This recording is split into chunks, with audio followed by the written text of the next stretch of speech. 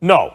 LeBron's already got the career argument. It's either him or Kareem. And I think for in the pros, in the NBA, considering how LeBron's still playing at his age, it's LeBron. Peak is Jordan.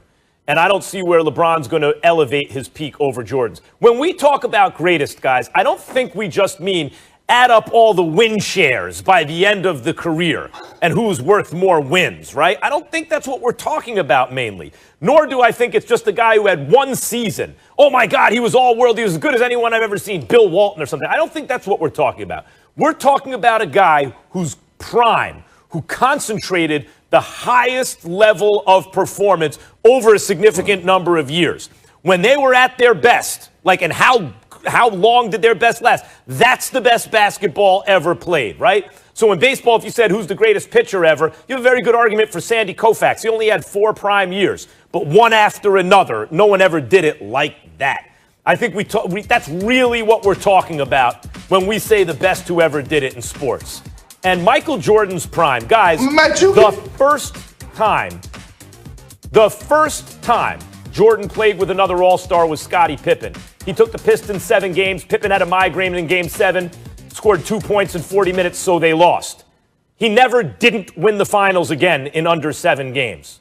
Understand? Every time you gave, here, Jordan, here's an all-star. He won the finals in under 7 games and put up numbers the likes we've never seen, right? And was an all-world defender. He's the greatest of all time. I don't think LeBron can catch him. Well, Max, you just moving the goalposts for your narrative again. You can't just come up with that logic and say this is why he's the greatest of all time. Maybe LeBron James is still going. He's still at his best. Even at the age of 36, he's still at his best. And here's the problem that I have.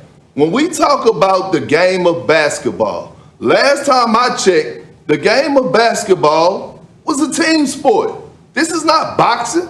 This is not golf. This is not tennis, where rings and championships define your legacy. Yeah, it helps your legacy, but it don't define your greatness. How about the individual accolades? Because you could be on a team that just don't have the pieces, and you could be doing more than your part, which LeBron James has been doing his entire career. And I didn't even want to get into this GOAT debate because I already know you two old haters. I know how y'all act.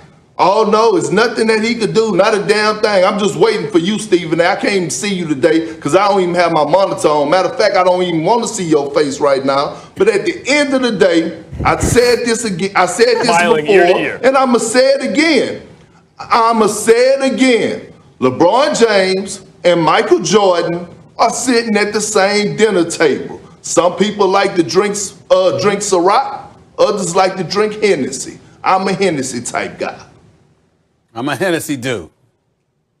That's fair enough. And listen, stop lying because you always love to see my face. Just stop lying. Stop lying, big boy. Stop lying. That's number one. Number two, you are absolutely right. There's nothing that's going to change my mind. To me, Michael Jordan is the greatest of all time, but him and LeBron James sitting at the same table. LeBron James is on the Mount Rushmore of basketball, one of the top 4 players in the history of basketball. There is no question about that. And listen, God forbid I don't say that LeBron is number 1. I mean, what the greatest insult in the planet, because some of the folks in this camp, that's how they treat it. Him number 2 instead of number 1. What blasphemy are you spewing? But I think it's something to be said about the road that you traveled to get there. I think that the things that LeBron had to endure before he ultimately got to that point psychologically, mentally, emotionally, I think there's something to be said for that. I'm thinking about the scoring championships of Michael Jordan, the NBA championships of Michael Jordan, the killer instinct that was Michael Jordan. All of those things come into consideration for me. And so when I look at LeBron, it's no disrespect whatsoever. I think he's the greatest in the game today. I think he's the greatest in the history of basketball outside of Michael Jordan. But if I had to take LeBron at his best, and I don't hold him all those championship losses against him, even though he lost 6. I don't blame him for losing to the Spurs in 2007. I don't blame him for losing for the Spurs in 2014. I don't blame him for losing to KD and Golden State. I understand what he was working against. But in the end, all I'm saying is when I take LeBron at his best, and I take Michael Jordan at his best, I would want Michael Jordan every day and twice on Sunday. over LeBron James. And that is the only person that I would want over LeBron James in the history of basketball. I don't find that to be insulting. Stephen A. is right, Perk. Only Braun had to go against more Hall of Famers, but carry on, you good. Go ahead, Max. You could use that argument. Hold on, Max. I can use the culture of the game today compared to what it was in the 80s and stuff like that. The roughhouse tactics, the rules, how soft it's become over the years. I can bring that up. We can have that argument another time, KP. We can do that. I'm so sick. You don't want to go there. You do not want to go to the Hall of Fame. You do not want to go. I'm so sick of the competition argument. Because I'm telling you, you don't want to bring up John Hornacek and Thunder Dan again. And LeBron facing KD and Kawhi. We ain't gonna go there. You right. We ain't gonna go there. You right. I ain't gonna bring up Thunder Dan. You right. That's what I'm talking about. I'm talking about basketball in the 80s. I'm talking about basketball in the 80s. Don't act like you don't know. You know exactly what I'm talking about. There's a whole bunch of Kendrick Perkins with no softness, cottonelle tissue. Forget about basketball in the 80s. Side of the ball. Don't start that. I can't. Please. You don't need to give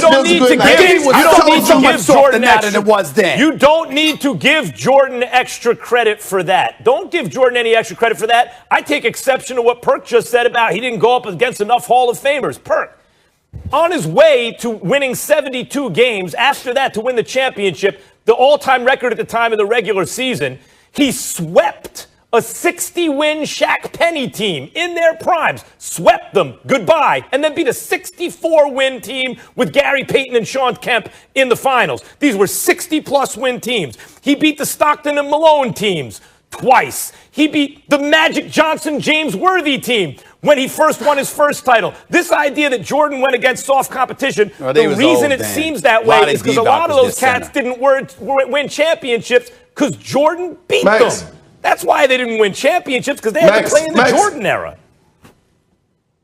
Max, first of all, I never said Jordan went against soft competition. I never said that. That never came out of my mouth. But what I do know is that I came in the league with LeBron James in 2003. And the league was physical. The league still had guys like Ron Artest, Jermaine O'Neal, Steven Jackson, Shaq, Gary Payton. All these guys were still in the league. The league was physical.